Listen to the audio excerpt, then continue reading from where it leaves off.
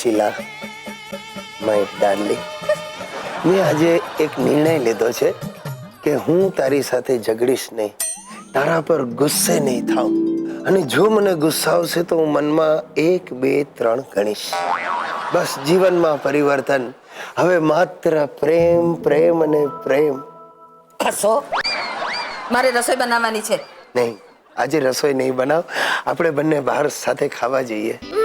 તમારું બહારનું ખાવાનું એટલે લારી પરના ભાજી પાવ, મારે નથી ખાવા. અરે આપણે કોઈક સરસ મજાની હોટલમાં જઈએ. અચ્છા, એટલે તમારે મારું ડાયટિંગ તોડાવવું છે, એટલે મને હોટલમાં લઈ જવી છે. જો સુશી, હમણાં જ મેં નિર્ણય લીધો છે, તું એ તોડાવવાની કોશિશ ન કરવાલી. 1, 2, 3. નહીં, હું ગુસ્સે નહીં થાઉં. આ વાળું કયું નવું નાટક માંડ્યું છે?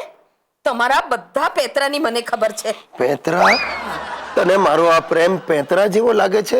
આ મારી કમનસીબી છે. આ તમારો પ્રેમ સૌથી મોટું પેતરું છે. અરે મને જોવા માટે આવ્યા ત્યારે સૂટ એ ભાડાનો પહેરીને આવ્યા હતા, અને ઉંમર પણ ખોટી કહી હતી. પ્લીઝ સુશીલા, મારું વ્રત ના તોડાવ. જૂની વાતો યાદ કરીને ઝઘડો નહીં કર. શું કામ ન કરું? શું કામ ન કરું? અરે હું છેતરાઈ છું. મારે માટે છોકરાઓની કમી નહોતી, લાંબી લાઈન લાગી હતી. 1, 2, 3. 3 નહીં, 23 હતા લાઈનમાં. એમ? હા. તો એમાંથી જ એક ગધેડાને પરણી જવું તું ને? એ જ તો કર્યું છે. સુશીલા, ચૂપ થઈ જા, નહીં તો શું કરશો? છૂટાછેડા આપશો ને? આપી દો એટલે હુંય છૂટું. સુશીલા, મારું મગજ નહીં ફેરવ. જોયું ને કેવા કરી દીધા ગુસ્સે? હવે ગણે કરો. 1, 2, 3. મિત્રો, આ વેકેશનમાં અમે આખું ફેમિલી બેંકોક પટાયા જઈ આવ્યા. બહુ ચર્ચા થઈ ક્યાં જવું. પહેલા ગોવાનું નક્કી કર્યું, પણ ગોવા કરતા પટાયાની ટિકિટ સસ્તી હતી, એટલે પછી ત્યાં ફરી આવ્યા. બહુ મજા આવી. અરે દાદા પણ સાથે, બાપુજી પણ સાથે, હિતી અને સુશલી તો હોય જ. અરે દાદાને તો પટાયા એવું ગમી ગયું. આમ ધોતી ઊંચું કરીને વારે વારે દરિયામાં દોડે. મને કે ગિરિયા, આપણે અહીંયા સેટલ થઈ જવું. અરે મેં કહું એમ કાંઈ આપણી મરજીથી સેટલ ન થવાય. ને મારા બાપુજી તો જેટલા મસાજ પાર્લરના પાટિયા હતા ને, બસ એમની નજર ત્યાં જ ફરતી હોય. હવે એમણે આ પાછા આવીને ઉધામો લીધો. મને કહે છે કે આપણે અહીંયા મસાજ પાર્લર ચાલુ કરવું છે. તમે નહીં માનો, છેલ્લા અઠવાડિયાથી રોજ 3 દરવાજા જાય છે. કંઈક સસ્તા પ્રકારના 8-10 તેલ લઈ આવ્યા છે, મસાજના ક્રીમ લઈ આવ્યા છે, ને કહે છે હવે આપણે આ ચાલુ કરીશું. મેં કહ્યું પણ આ બધું રહેવા દો. મને કે ના, બિપાશાના હાથે ઉદ્ઘાટન કરાવવું. મેં કહ્યું બિપાશા આવશે? મને કે જરૂર આવશે. બગોદરાની ડુપ્લિકેટ બિપાશાને બોલાવી છે. અરે ગિરીશિયા, બધું ગોઠવાઈ ગયું છે. આપણા ફ્લેટ નીચેનું પાર્કિંગ છે ને, ત્યાં મસાજ પાર્લર શરૂ કરી દેવાનું છે. અરે ભાઈ, તમારે તો શરૂ કરવું છે, પણ મસાજ કરશે કોણ બાપુજી? શું દીધે રાખો છો?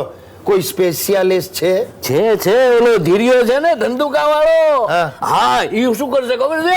તેલનું માલિશ કરશે. હવે તેલ કેટલાનું જશે? આપણે 25 રૂપિયાનું, અને 5 રૂપિયા ધીર્યો ધંધુકા વાળો લઈ જશે. 30 રૂપિયાનો ખર્ચો છે, અને આમે 100 રૂપિયાનો વકરો થશે. છે ને નફાની લાઈન? આ નફાની લાઈન નથી, આઉટલાઈન છે. આ તમે સમજો છો ને, એવા મસાજ આ નથી હોતા. ગયા છો કોઈ દિવસ મસાજ પાર્લરમાં? અરે મારે તો પટાયામાં ઘણું જવું હતું, પણ તે જવા દીધો મને.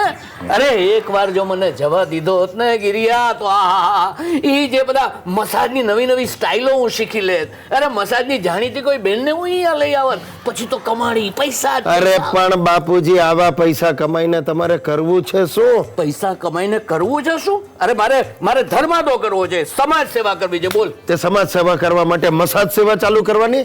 રેવા દો, આવી સેવા કરવામાં સમાજ આપણો હુરિયો બોલાવશે. અરે ઓલા ધનીબેન ધારાસભ્ય છે ને, એ આપણી હારે પાર્ટનર છે. બોલો, ધારાસભ્ય ધનીબેન પાર્ટનર?